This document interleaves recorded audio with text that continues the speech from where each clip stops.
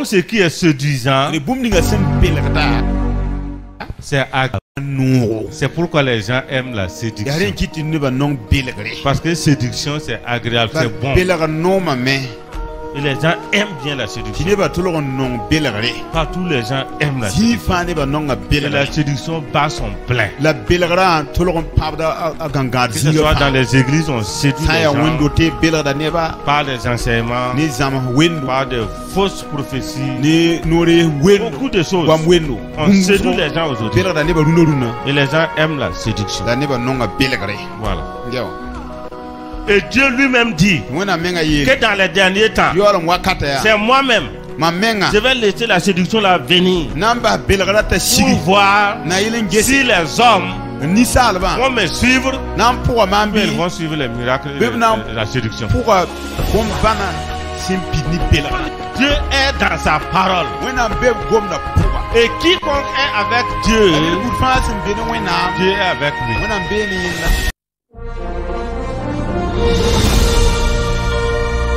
Par la bouche du prophète Joël. Dans les derniers temps, je répandrai de mon esprit sur toute chair. Les vieillards auront des songes. Les jeunes gens vont prophétiser. Les jeunes gens et les jeunes filles vont œuvrer avec le Saint-Esprit. Ça, c'est une prophétie qui s'est accomplie depuis plus de 2000 ans et qui continue de s'accomplir. Hier, nous avons entrepris notre introduction. Et comme je l'avais promis, ce soir, nous allons continuer. Dans l'introduction, j'ai parlé de l'importance du retour de Jésus-Christ.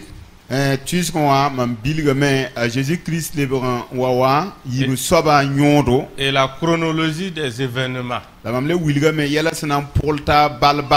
Après l'enlèvement de l'église, vous avez les noces de l'agneau.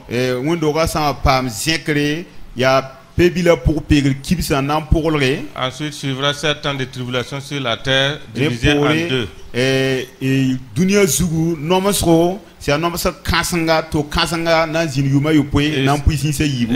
ces 7 ans seront accumulés avec la bataille d'Armageddon à la fin.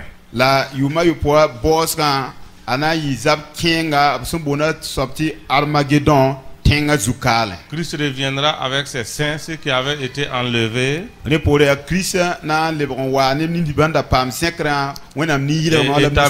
et établir le règne de 1000 ans.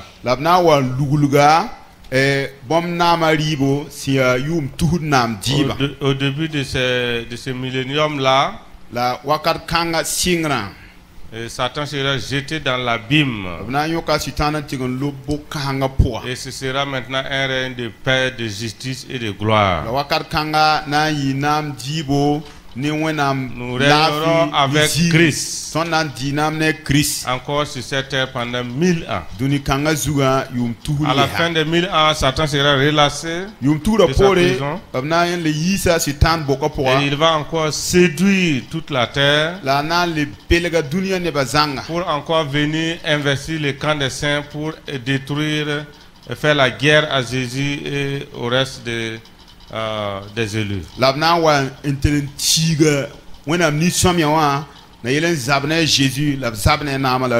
Du feu descendra du ciel et les consumera.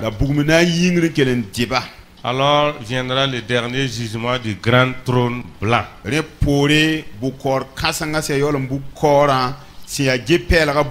après ce dernier jugement, l'univers que nous connaissons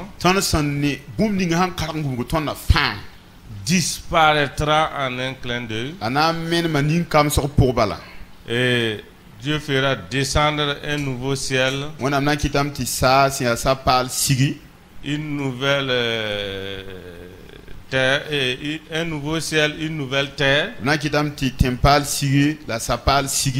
et la Jérusalem céleste. La Jérusalem nouvelle, la nouvelle Jérusalem. Ensuite viendra l'éternité. Soit avec Satan dans les temps de feu, c'est-à-dire l'enfer pour l'éternité.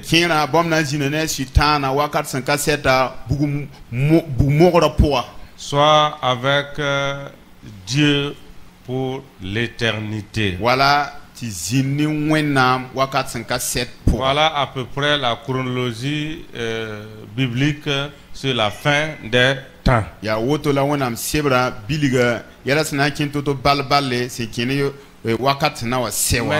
comme nous vivons ces temps, nous allons maintenant commencer à décortiquer notre thème. Et ce soir, nous allons commencer avec les signes qui vont précéder, les signes précurseurs du retour de Jésus-Christ.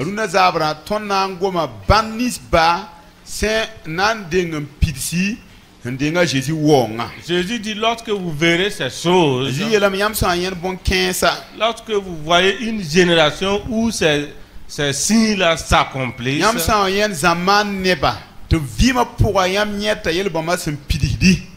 sachez que le Fils de l'homme est proche à la porte. Levez vos têtes, car votre délivrance approche. Quelqu'un qui a besoin de délivrance est dans des difficultés. Et en ce moment, toute la terre vit ces problèmes-là. C'est comme toute la terre est enchaînée maintenant. Chaque jour, les problèmes dépassent les gens. Et la foi diminue, tout devient vraiment relatif. Nous avons besoin de délivrance. Et cette délivrance viendra lorsque la dernière trompette va sonner. Partout nous parlons des derniers temps, derniers jours, la fin des temps, la suite des temps. Mais j'aimerais poser une simple question de logique. Chaque jour on parle de fin des temps. Mais la fin des temps là, ça a commencé quand même. Moi, si je trouvé qu'on parle de fin des temps, fin du monde. Dans la Bible, nous lisons le monde va prendre fin un jour. Mais cette fin des temps là même, ça a commencé quand? La fin des temps a commencé quand?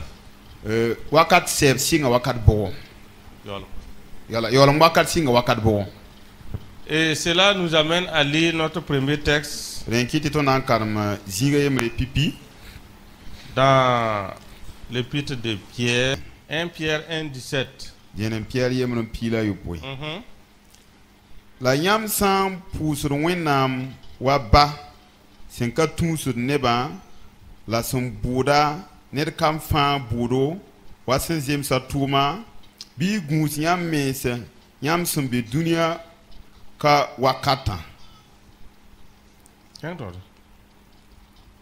Verset pila ni yam bangame tikane bon samdes sen wenna wanzuri wala sanam la yam pam fare mbase yam minung seya zalam yam sandarege ibara maneng waye la yani krisa zima siya swama bama iwa pebi songo senkatar yelie ya bama la wenam pin yake sending dunia nono la bam yolo wa yam ying masa aya yam maseminga la yam tien aya bam maseminga la yam tien wenam son vous bomba on kombam wora ti yam tien ba ne it tien ba pidsuga yam sengudan zini wenam. Amen.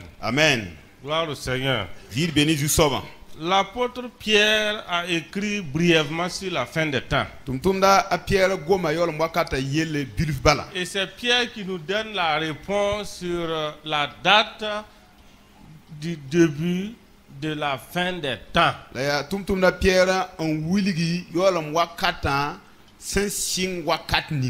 Il dit que ce n'est pas par des choses périssables que nous sommes là, mais par le sang précieux de Jésus-Christ, prédestiné avant la fondation du monde et manifesté à la fin des temps. Qu'est-ce que Pierre voulait nous dire ici? Que avant la fondation du monde, Dieu avait déjà préparé, Dieu avait déjà prédestiné que Jésus-Christ allait venir nous sauver. Mais ça, c'est merveilleux. C'est dire que, vous savez, Dieu a créé le ciel, la terre, la mer, les océans, tout.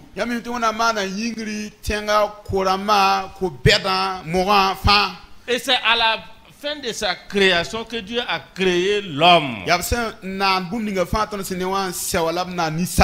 la parole de Dieu dit, avant même que Dieu crée cet univers-là,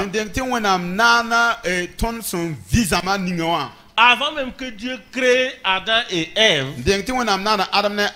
il avait déjà inscrit dans son programme qu'il va nous sauver par Jésus-Christ. Mais Jésus-Christ va venir. Il va se révéler à la fin des temps. C'est simplement pour dire que le jour où Marie a donné la naissance à Jésus-Christ, c'est ce jour-là que la fin des temps a commencé. Parce que Dieu avait prédestiné notre salut avant la fondation du monde. Et il dit que le sauveur là va venir à la fin des temps. Donc le jour où Jésus est venu, c'est le jour de l'inauguration de la fin des temps. Lorsque Jésus a pris une forme humaine, c'est ce jour-là, la fin des temps a commencé. C'est dire que nous savons que Jésus est né il y a 2000 ans passés. Donc la fin des temps a commencé quand maintenant? Il y a combien d'années? 2000 ans. Donc 2000 ans, ils étaient déjà à la fin des temps. Si 2000 ans le monde était déjà à la fin des temps, nous aujourd'hui là, nous sommes à quel temps de la fin des temps?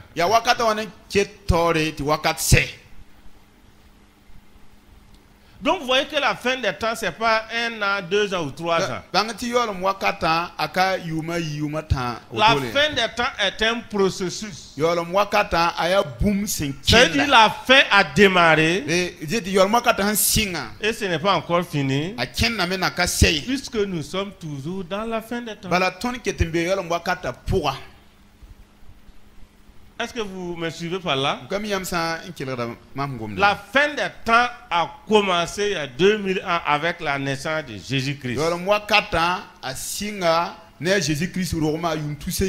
Et ça prendra fin lorsque la dernière trompette va sonner.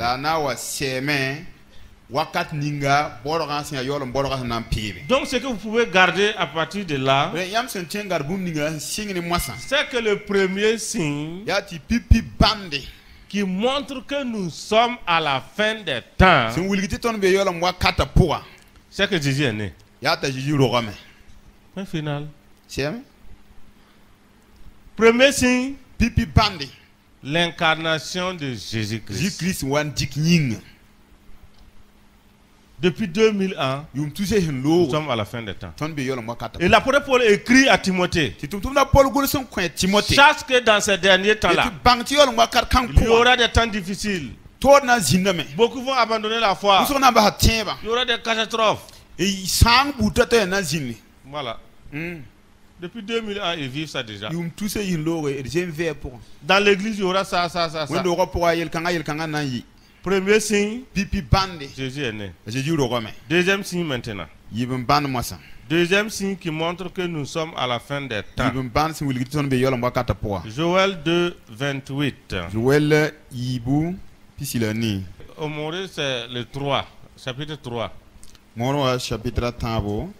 Verset Yawazugwe mamna mpulu ramsira ne ba bud fa zutu yam kom dibli ne kom pugli na to sa bangal gwama yam ni kima na zamsa zamasidu la ila samba na nya bo makre barari mamna mpulu ramsira ne yem da ne yem poro zutu mamna kitameti zimni bugum la buguzo se yawa sawa tarde yiban yingli la dunia zugu. C'est comme.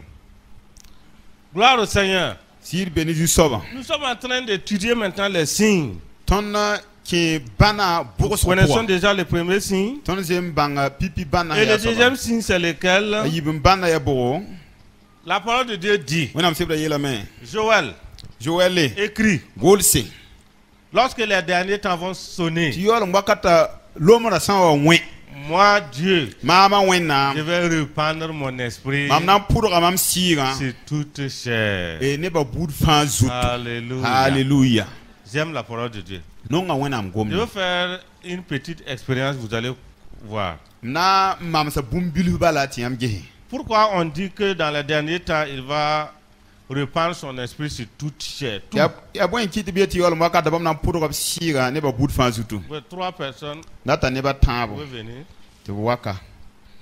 Venez. Toi aussi tu viens. Voilà ce qui se passe dans l'Ancien Testament. Toi tu viens ici. Dans l'Ancien Testament, le Saint-Esprit est là. Il remplit les gens. Mais ce n'est pas tout le monde. Non. Il y a une catégorie de gens sur lesquels le Saint-Esprit vient. Si tu ne fais pas partie de cette catégorie-là, tu ne peux pas avoir le baptême du Saint-Esprit. Non. Vous suivez là? Une catégorie de personnes où le Saint-Esprit vient, c'est les Lévites. Le Saint-Esprit vient si les Lévites, parce que c'est eux qui travaillent au temple, qui font les sacrifices et qui font l'expiation du péché. Donc il faut le Saint-Esprit comme Aaron, Moïse, etc., pour qu'ils puissent faire l'œuvre de Dieu. Aujourd'hui on peut dire, bon, on griffe les pasteurs, etc. Donc le Saint-Esprit vient sur les Lévites, les sacrificateurs. Donc suivez bien le raisonnement pour comprendre où nous sommes aujourd'hui. Ensuite, deuxième catégorie, le Saint-Esprit vient sur les prophètes. Comme Esaïe, Joël, Amos, Jérémie, pour qu'ils puissent recevoir la parole de Dieu et transmettre aux autres. Donc, voici une catégorie, les prophètes. Donc si tu n'es pas prophète, tu n'es pas sacrificateur, il ne faut pas t'attendre au Saint-Esprit. Tu ne vas pas l'avoir. Troisième catégorie de gens, le Saint-Esprit vient sur le roi pour qu'il puisse avoir le Saint-Esprit et guider le peuple.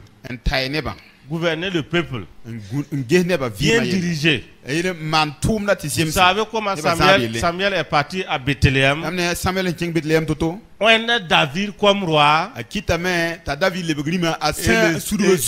lorsqu'il a eu l'huile sur lui, la Bible dit que le Saint-Esprit est venu. Alléluia. Alléluia. Et David a reçu le Saint-Esprit. Ensuite, quatrième catégorie, ce sont des gens où Dieu les prend à part, les baptisent du Saint-Esprit pour qu'ils fassent une œuvre spéciale. Je prends un exemple. Betsalel. Le Saint-Esprit est venu sur lui pour qu'il puisse fabriquer les ustensiles du tabernacle. Donc c'est des trucs occasionnels. Comme le Saint-Esprit agite Samson pour qu'il puisse diriger le peuple, ça fait partie de ce juge-là. Samson.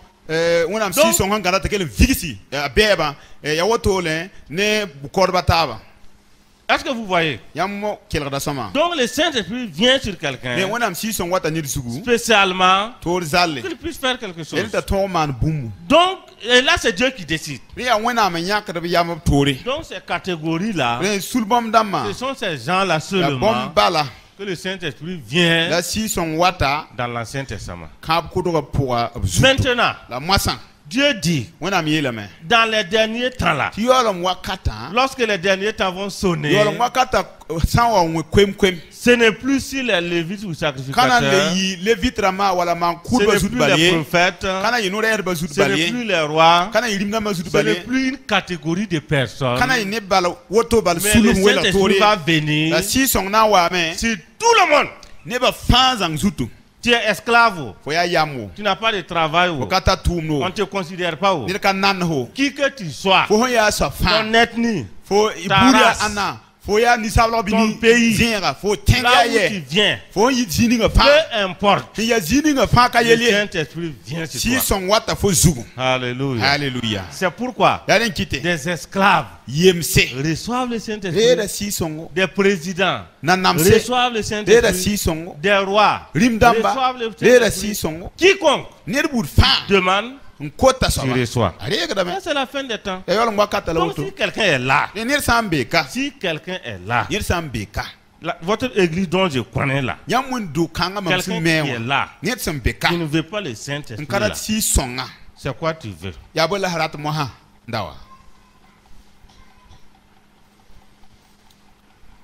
Une autre chose que nous devons savoir. Toi, tu peux t'asseoir, je vais montrer encore une autre chose. Tu vas devant. Toi, tu suis. Toi, tu viens ici. Regardez encore. Pourquoi nous devons recevoir le Saint-Esprit? Vous savez que Dieu, que nous connaissons, 3 fois saint. Nous avons Dieu le Père, Dieu le Fils, Dieu le... Voilà, nous allons considérer ces 3 personnes comme ça. Et chaque personne a eu un temps où il a agi dans le monde. Suivez très bien. Je veux que vous gardez ça vraiment dans votre cœur. Dans l'Ancien Testament, vous savez, ces 3-là, ils travaillent ensemble ou bien ils travaillent de façon divisée? Ils travaillent ensemble, non? Si Jésus travaille, c'est Dieu qui travaille, non? Si Dieu travaille, c'est le Saint-Esprit qui travaille, non? Les 3-là sont un. Ils travaillent ensemble 24 heures sur 24. Mais maintenant, il y a des périodes d'agissement. Dans l'Ancien Testament, depuis Adam jusqu'au Nouveau Testament, vous voyez Dieu qui parle. Dieu qui parle. Adam écoute. Dieu parle. Abraham écoute. Dieu parle. Moïse parle. Et il se parle. En ce moment-là, est-ce que vous voyez Jésus? voyez Jésus? Vous voyez le Saint-Esprit? Mais dites-moi, ces deux-là, qui restent là, ils travaillent ou bien ils ne travaillent pas? Quand Dieu parle, le Saint-Esprit parle ou bien il parle pas? Jésus parle ou bien il ne parle pas? Mais c'est la voix de qui on entend? La voix de Dieu. Donc Dieu est devant. C'est comme si il a éclipsé les autres. Et Dieu parle. Dieu parle. Dieu parle. Vous suivez? Et petit à petit, le temps de Dieu le Père, il s'est retiré et il a laissé le temps de Dieu le Fils, Jésus-Christ. Maintenant, Jésus-Christ, lui, il ne parle pas simplement. Comme Dieu parle, on écoute mais on ne le voit pas. Non. Lui, en tant que Dieu, Dieu saint, Dieu invisible, il s'est fait visible. Prendre une forme humaine, comme toi et moi. Venir du ciel, naître sur la terre, comme nous, vivre avec nous, marcher avec nous, se laver avec nous, dormir comme nous, être fatigué comme nous, travailler comme nous. Voilà ce que Jésus s'est fait. Et c'est pourquoi les pierres là peuvent marcher avec lui. Voilà, travailler avec lui. Donc Dieu le Fils là s'est fait comme homme. Donc c'est son temps. Et son temps là, c'est le Nouveau Testament. Alléluia. Alléluia. Donc Dieu le Fils. Donc il y a 2000 ans, les gens voyaient Dieu le Fils en train de marcher. Nous n'avons pas vu ça. On le verra au ciel. Ceux qui viendront au ciel. Alléluia. Alléluia. Maintenant, Dieu le Fils, il a travaillé pendant près de 33 ans. Et son temps, il a laissé éclipser. Et c'est qui maintenant? Dieu le Saint-Esprit. Alléluia. Alléluia. Dieu le Saint-Esprit. Jésus dit, moi je vais partir, mais je vais envoyer un autre. Lorsqu'il va venir, il va demeurer avec nous. Et le Saint-Esprit est venu quand Jésus est monté au ciel. Moi j'ai pensé à quelque chose. Quand Jésus devait partir là, vous savez qu'il est parti, il a fait 40 jours et puis le Saint-Esprit est venu. Ou bien c'est 10 jours. 10 jours. Quand Jésus monte, 10 jours après, le Saint-Esprit est venu. Moi je me suis demandé, pendant les 10 jours là, qu'est-ce qu'il y a eu? Pourquoi le Saint-Esprit n'est pas venu le même jour où Jésus est monté? Je me suis donné une pensée moi-même. J'ai cru que peut-être que Jésus et le Saint-Esprit, ils ont fait une réunion. Ils ont fait une rencontre. Et Jésus a dit au Saint-Esprit, écoute bien, là où tu parles, ce n'est pas des gens. Ils sont tellement méchants. Ils sont vraiment des hommes cruels. Tu vois, non? Moi je suis parti là. Je les ai fait du bien. J'ai tout fait. J'ai ressuscité des morts. J'ai guéri. Je leur ai donné du pain à manger. À la fin, qu'est-ce qu'ils m'ont fait? Ils m'ont crucifié. Donc ce que je te dis là, fais attention. Si tu parles, si tu ne veux pas être crucifié là, tu sais où tu vas partir. Quand tu vas là, ne cherche pas à marcher avec eux. Donc il ne faut pas les embrasser. Si tu ne veux pas qu'on te crucifie en 24 heures, si tu arrives, laisse les pieds, laisse la tête pour rentrer dans leur cœur. Comme ça, ils ne vont pas te tuer. Alléluia. Alléluia. Et le Saint-Esprit vient, il nous baptise, on ne les voit pas, donc on ne peut pas les tuer.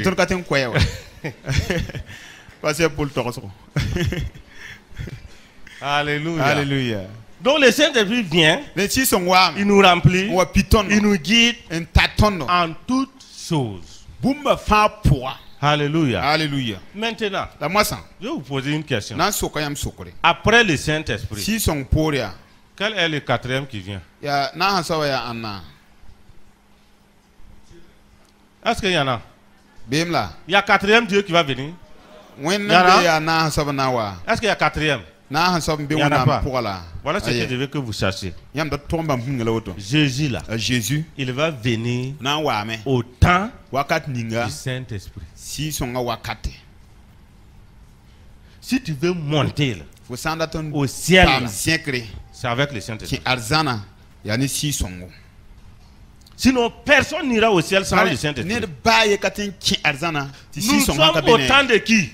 Temps du Saint-Esprit. C'est son temps. Il ne faut pas t'asseoir.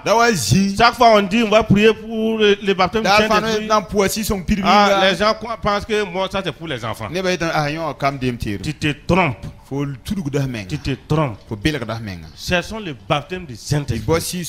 La parole de Dieu dit, si vous ne marchez pas par l'Esprit, vous allez accomplir les œuvres de la chair.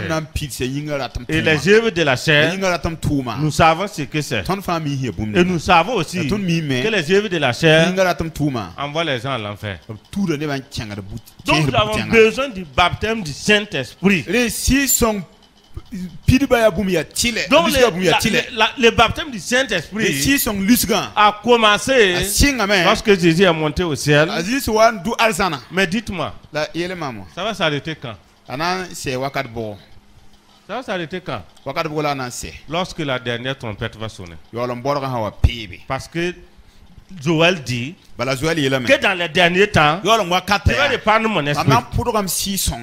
Donc, si les derniers temps ne sont pas finis, pourquoi certains faux prophètes disent aujourd'hui que le Saint-Esprit, c'est au temps de l'apôtre Paul, c'est le temps de Pierre, aujourd'hui c'est fini. Aujourd'hui on ne parle plus de Saint-Esprit. Ça c'est une doctrine qui vient des profondeurs de l'enfer. Tant que les derniers temps ne sont pas finis, le Saint-Esprit va continuer de répandre sur les gens sur cette terre. Recherchez le Saint-Esprit. C'est son temps. C'est lui qui va nous guider. Dans l'Ancien Testament, c'est ceux-là qui dirigeaient les gens. Aujourd'hui là, le Saint-Esprit. C'est quoi tu attends pour être baptisé du Saint-Esprit? C'est quoi tu veux même? C'est quoi tu veux? Et c'est ça, moi, j'ai compris maintenant que dans l'église, là, sans le Saint-Esprit, vous ne pouvez pas que toutes les catégories de gens chantent à la chorale. C'est pas possible. Vous avez des milliers de catégories de gens sur la terre. Vous avez des intellectuels finis. Vous avez des gens excessivement riches. Vous avez des gens aussi dont la pauvreté marche et puis les gens regardent. Vous avez des docteurs partout. C'est pourquoi si le même Saint-Esprit vient, il remplit le docteur, il remplit le pauvre, il remplit les riches, il remplit lui là, tous deviennent en qui? En Christ. C'est pourquoi l'apôtre Paul dit, à cause du Saint-Esprit, dans l'église là, il n'y a plus grec, il n'y a plus juif, il n'y a plus barbare, il n'y a plus chiite, il n'y a plus homme, il n'y a plus femme, il n'y a plus rien. En Christ, nous sommes devenus un. Alléluia. Alléluia. J'aime la parole de Dieu. Non, à cause de Christ, nous sommes devenus un. Le riche ne va pas dire faut pas me... Non. À cause du Saint-Esprit. Donc je vous exhorte, accepter, rechercher le baptême du Saint-Esprit.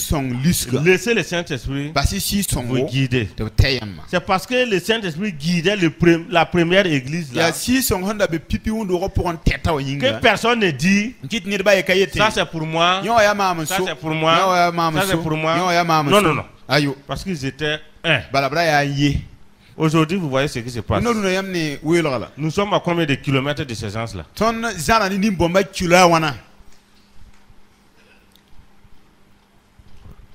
Deuxième signe, le Saint-Esprit est venu et il va continuer de répandre sur les gens jusqu'à la fin. Voici la fin des temps. Alléluia. Vous avez compris ça? Gloire au Seigneur. Dieu soit loué. Donc mes amis qui sont là, voyez non? Soyez remplis du Saint-Esprit. Je parle pas, puisqu'il y a tellement d'esprit aujourd'hui. On ne sait plus c'est qui, c'est comment. Dieu fait toujours original. C'est Satan qui photocopie et puis distribue aux gens. Soyez baptisés du Saint-Esprit. Et que le Saint-Esprit vous dirige. Et que quand la trompette va sonner là, tout le monde dans les airs. Alléluia. Alléluia. À la rencontre de Christ. Vous pouvez vous asseoir. Alléluia. Alléluia. J'aime la parole du Seigneur. Donc ça c'est rien que 2 signes seulement. Je peux vous dire que bon, j'ai pu recenser à peu près 40 signes.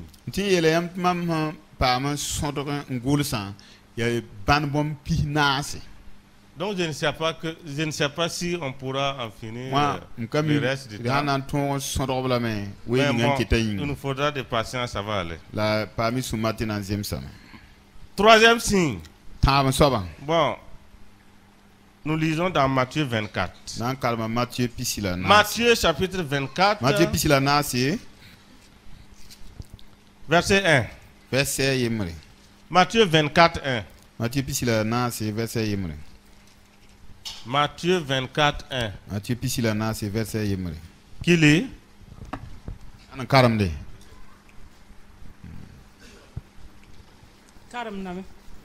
A Jésus s'est dit nam dorin nan lore karim bisa kolora me en wilg bam nam dora ne ba yelle la bam ya nyam nya bon 15 fabi mam yeta nyam sida ti kugruba ye kanan zinda atozugu tip kaluba ye bam zinda olive ti tanga zugu la bam karim bisa wa bam nenge ne ba tab sen kabebe wa katen ye bam ya bi tox bon 15 sanazin wakat ninga la banninga sinan wilgi nyam wonga la dunia se wakati a Jésus le kabamya gunsi nere tinira bel nyamye c'est comment.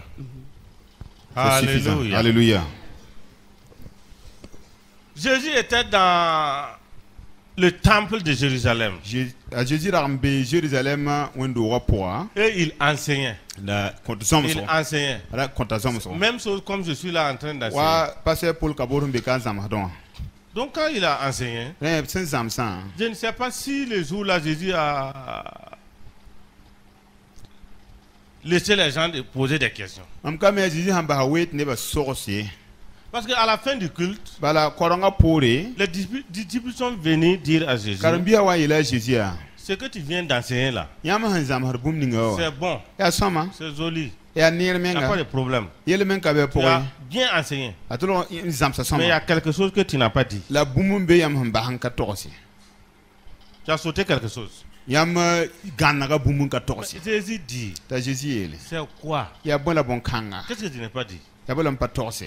Et les Pierre, les Jean, les Jacques, ils ont dit, quand tu étais devant en train d'enseigner là, tu ne regardais pas la maison. Tu ne regardais pas le temple. Mais si tu regardais là, tu allais apprécier comment on a construit ça. Tu as vu, non? Tu n'as pas apprécié la beauté du temple. Vous n'avez même pas regardé les belles pierres qu'on a utilisées là. Mais c'est les gens qui ont construit. Il faut quand même les féliciter. Vous voyez? Jésus enseigne. Et il regardait quoi? Les pierres, les cailloux, etc. Voilà. C'est la même chose aujourd'hui. Exactement là. Même en ce moment. Pendant que je prêche là, il y a des gens qui regardent Facebook, WhatsApp. C'est la même chose. Ils sont comme les pierres, les gens, les Jacques.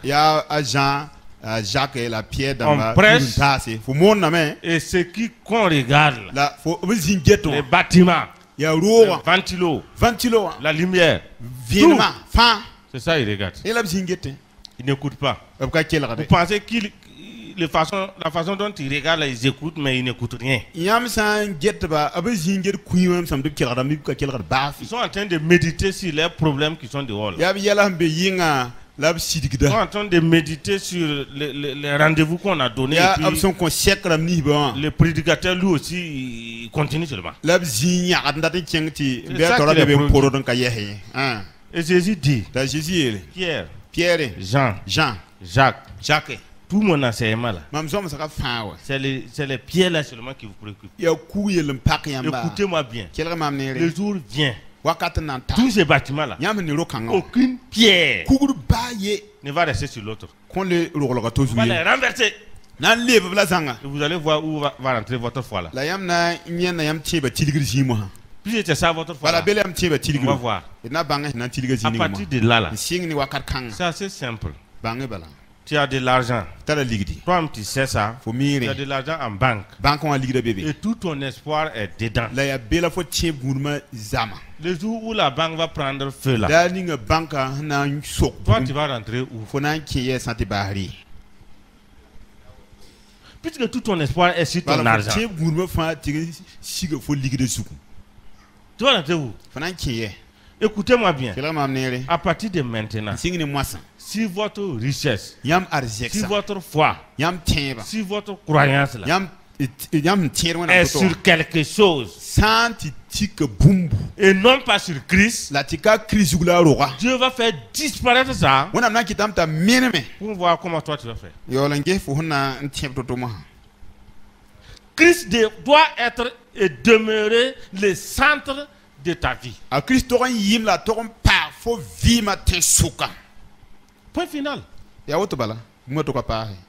Ah, quand Jésus a dit ça, ils sont descendus du temple. Ils sont allés sur la montagne des Oliviers, qui est en face de Jérusalem. Ils sont assis pour se reposer.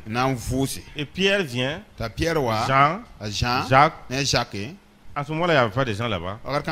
Il dit à Jésus, on t'avait parlé à l'église et puis tu as dit quelque chose là. Il faut répéter, on n'a pas bien compris. Il faut retracer ce que tu as dit là. Jésus dit, j'ai dit que le temple que vous observez là, aucune pierre ne va rester sur l'autre. On va la détruire totalement. Et puis on verra. Pierre dit voilà. Donc c'est fini. La religion que tu es en train de créer là, c'est fini. Jésus, toi tu as commencé une religion, non? Si ce temple là détruit, toi ta religion là aussi c'est fini. Non, il n'y a plus de christianisme, c'est fini. Et il faut savoir encore, ça là, si ce temple là tombe là, c'est que le monde aussi va tomber. Donc ils ont pris leur temple là, comparé au monde, que si le monde le temple tombe, le monde aussi va tomber. Ouagadougou est à plus de 4000 km de Jérusalem. Et vous dites que une maison qui tombe là-bas à 4000 km.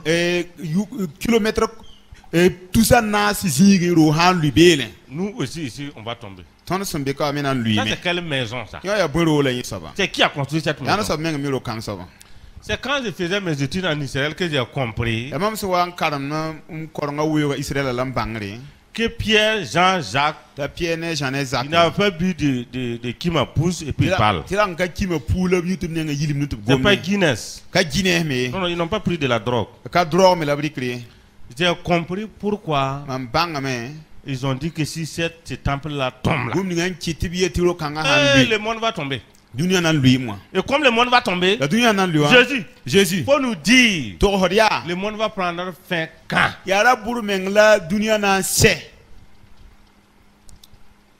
Je vais vous dire une simple chose. Vous voyez, l'église est bien faite. Si demain matin, vous enlevez le toit là, et puis vous commandez du sable, du gravion, du ciment, vous mélangez tout, fermez les fenêtres, mettez tout dedans jusqu'au niveau de l'église, plein, et puis vous arrosez. Un mois après c'est sec, non? C'est bon, non? Et puis vous regardez ça là. Vous voyez que c'est dur maintenant, non? Si vous prenez le temple de Jérusalem, ce que je viens de vous dire là, ça là c'est une seule brique du temple de Jérusalem.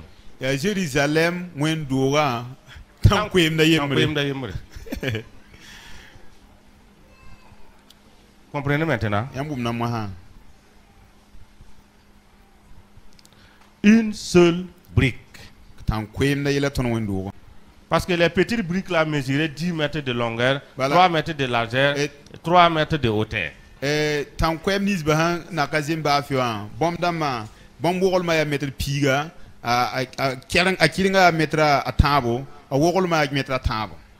Gentlemen. Donc ce sont ces genres de pierres là qu'on a utilisé pour construire le temple. Donc Pierre n'a pas bu du dolo pour parler. Lorsqu'on a fini de construire, du haut en bas, c'est près de 140 mètres. Vous avez compris maintenant?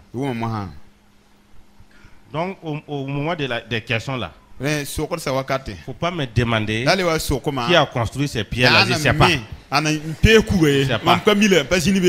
Je ne sais pas.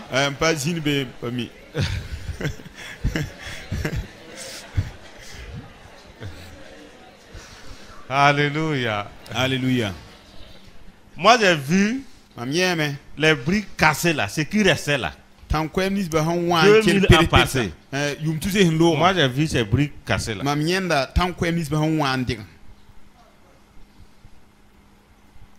Donc Pierre savait ce qu'il disait. Et c'est sur ce temple là, le haut là, que Satan a amené Jésus.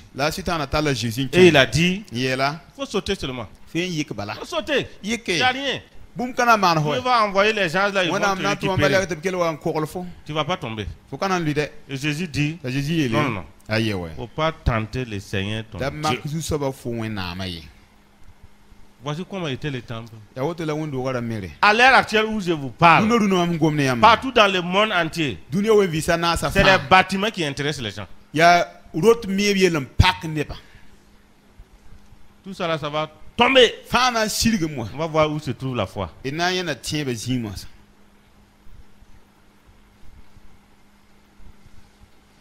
Si ta foi n'est pas sur Christ là, ça va tomber comme un château de cartes. Et c'est ça maintenant Jésus dit, prenez garde que personne ne vous séduise. Alléluia. Alléluia. le grand signe de la fin des temps, le plus visible, le plus clair, c'est la séduction. La séduction. Partout, la séduction agit. Les gens séduisent les uns les autres. Partout. Dans les églises, dans les mosquées, dans les temples. Tout le monde. Et les gens aiment la séduction. Et même si vous ne séduisez pas les gens ne sont pas contents. Parce que les gens veulent être toujours séduits. Vous voyez, quand la femme Ève a vu le fruit là, la Bible dit qu'elle a vu que le fruit était bon et agréable à manger. En hébreu, c'est pas ce qui est totalement écrit. En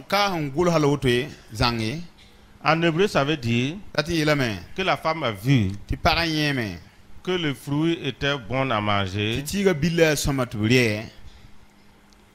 et nécessaire pour séduire quelqu'un. Agréable pour séduire quelqu'un. Donc ce qui est séduisant, c'est agréable. C'est pourquoi les gens aiment la séduction. Parce que séduction, c'est agréable, c'est bon. Et les gens aiment bien la séduction. Partout les gens aiment la séduction. Et la séduction bat son plein. Que ce soit dans les églises, on séduit les gens par les enseignements, par de fausses prophéties, beaucoup de choses. On séduit les gens aujourd'hui. Et les gens aiment la séduction. Voilà. Et Dieu lui-même dit que dans les derniers temps, c'est moi-même, je vais laisser la séduction là venir pour voir si les hommes vont me suivre ou ils vont suivre les miracles de la séduction. Il faut lire dans 2 Rois. Vous allez voir 2 Rois, je crois, 2 Rois 17, etc. 19 en allant. Dieu avait fait une réunion au ciel. Parce que Akab voulait aller combattre et puis prendre une ville qui s'appelle Galad.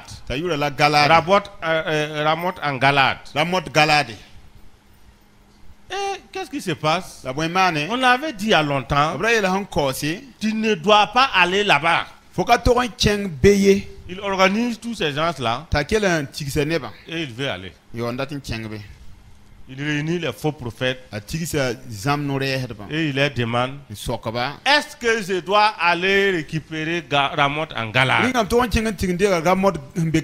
Ah, tous les prophètes ont dit oui, va, tu vas réussir.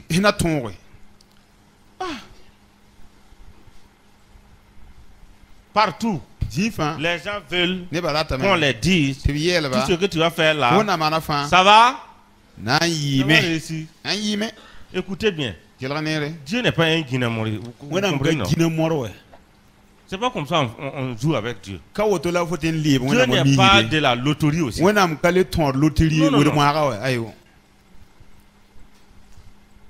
Souvent les gens chantent à l'église, ils chantent, ils dansent, ils sautent, ils gesticulent, ils s'assoient, ils roulent à terre, ils crient et ils disent: ah, Dieu est avec nous. Dieu est avec nous. Parce que nous dépassons d'eux. Nous dépassons d'eux. Parce que la Bible dit: 2 ou 3 assemblés à mon nom, je suis au milieu d'eux. Mon ami, il faut te lever là-bas. Dieu n'est pas avec toi.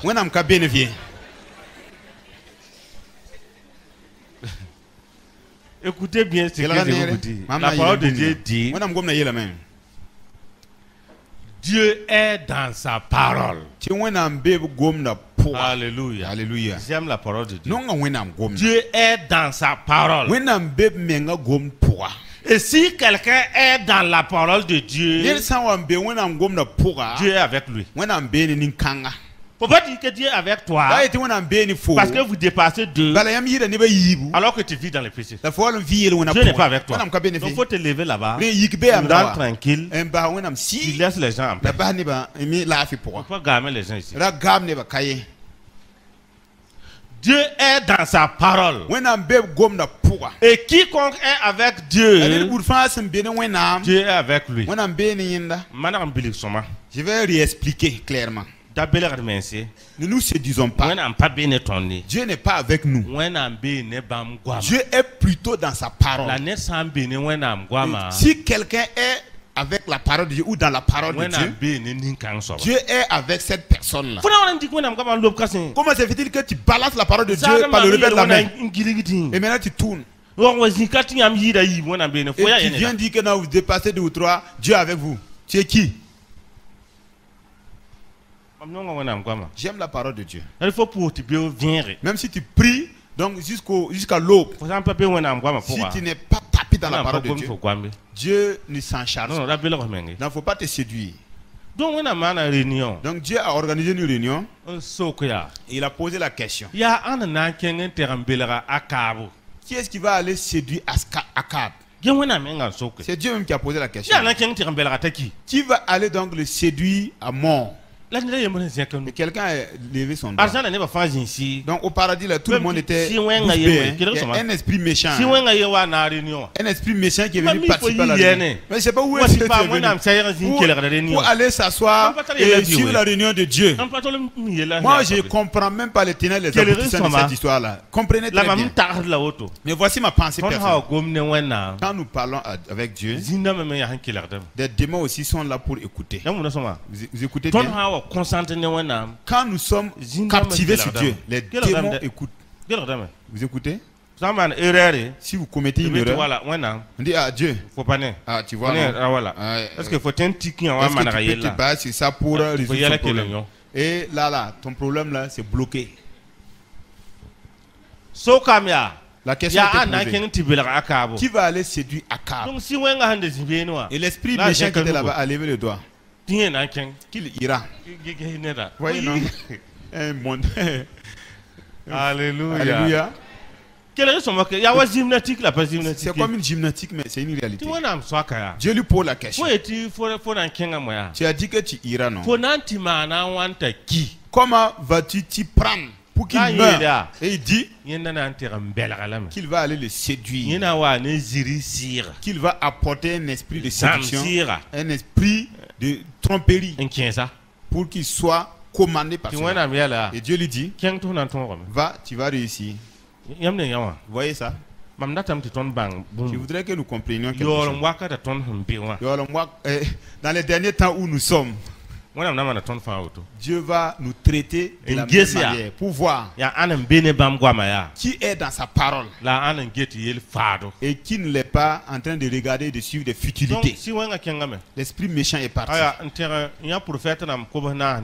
Il est allé donc organiser 400 et quelques prophètes. Il leur a posé la question. Akab, quand il va aller, pourra-t-il réussir? Tout le monde a levé le doigt. Il va réussir. Il va réussir. Tout le monde a dit qu'il vaincra. Tous ceux qui font la ronde dans les lieux de prière, là, les prières ne sont pas bêtes. Ils ne sont pas bêtes pour vous dire que vos affaires seront criblées.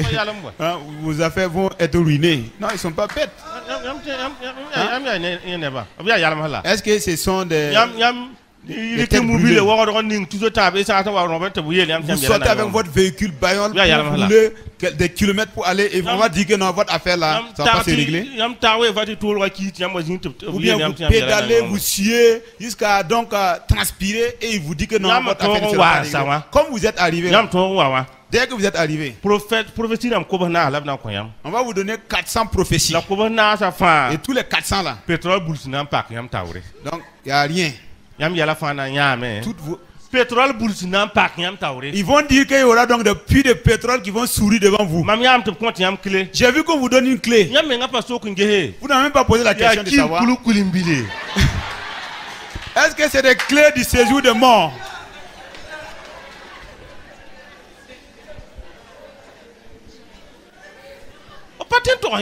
Ils ne pourront pas vous dire la vérité encore. La manière dont vous êtes venus là. Ils savent que vous êtes déjà désemparés. Donc la séduction est vraiment une proie facile. Donc toute voix qui vient vous encaisser. Parce qu'ils savent que vous êtes très réceptifs. Donc de vous annoncer ce qui vous séduira est très facile. La séduction est devenue très facile. Vous voyez, non? Comment vous raconter vos péchés pour avoir des enveloppes? Moi je prie pour vous, là, je ne veux pas de l'argent. Je vais vous dire à vous tous, si ça ne marche pas entre temps, si ça s'écroule, tant pis pour toi. C'est ça la séduction. C'est ça la séduction. Je me rappelle que j'étais dans une église. C'est une histoire pour donc vous mettre en garde. C'est un de mes amis. On est dans l'église il y a longtemps. On suit Dieu. Et un temps il a chassé sa fiancée. Ils se sont compris, ils ont commencé les étapes du mariage. Il dit qu'il va prendre sa fiancée pour qu'il puisse faire le tour. Pour que Dieu lui dise clairement si ça sera sa femme, oui ou non. J'ai dit, écoute, s'il te plaît, si tu n'es pas possédé, à moins que tu sois possédé, depuis que tu es là. Et il dit non, Paul là tout le temps tu es comme ça, tu es borné. Il dit il n'y a pas de problème, tu as le feu vert. Il a remorqué sa fiancée, ils ont commencé à tourner. Ils sont arrivés dans un endroit. Ils sont rentrés et ils ont commencé la prière. En temps, le parleur en langue là a commencé. Tos.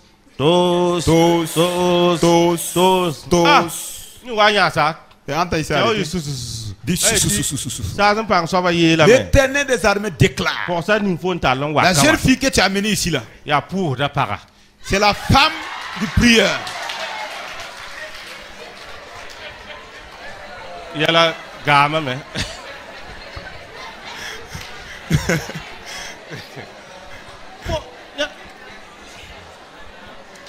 Bon.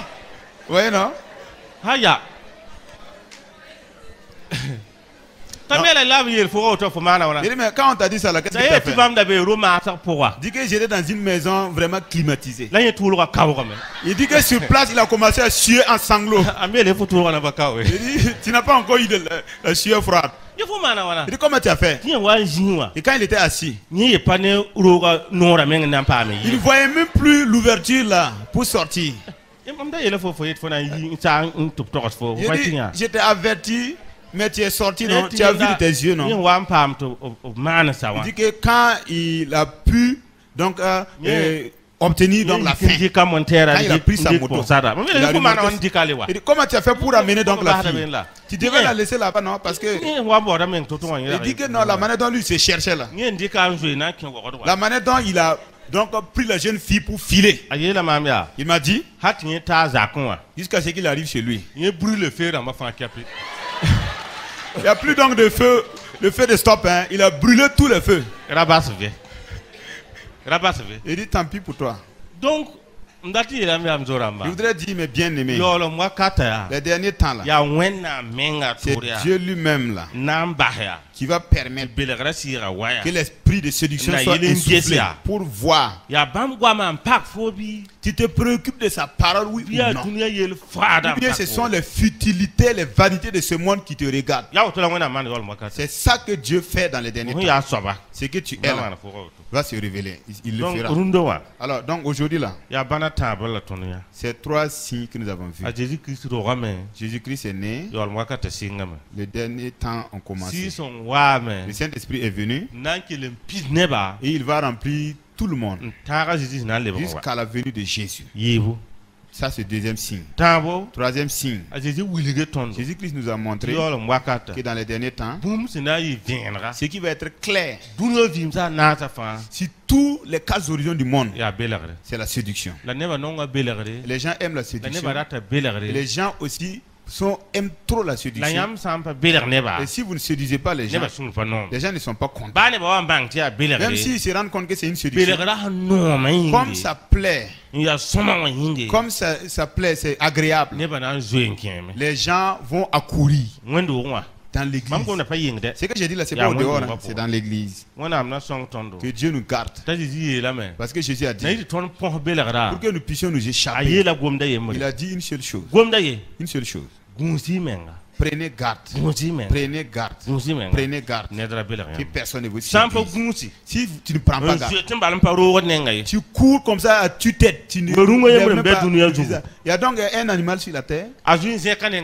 Jamais il ne redresse le visage pour tout le temps, il regarde par terre. C'est un porc. Donc, ne soyez pas des chrétiens pauvres, qui ne peuvent pas se redresser le visage. Prenons garde pour que personne ne nous séduise. C'est la solution pure et simple que Jésus-Christ nous a donnée. De prendre garde. Qui que tu sois, prends garde. Si tu ne prends pas garde, on va te séduire à succès. Satan ne séduit pas quelqu'un pour rire avec lui, rigoler avec lui, et le chatouiller. Non. Satan, quand il se dit quelqu'un, c'est pour le convoyer en enfer. C'est fini. Que Dieu nous aide.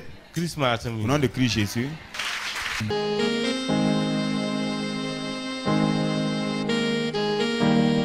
En toi, Seigneur, je veux toujours m'abriter. Chaque instant de chaque jour qui passe, en toi seul je veux me confier. Tu es mon Seigneur, tu es mon Sauveur, tu es mon Rédempteur. Alléluia. Merci, Seigneur.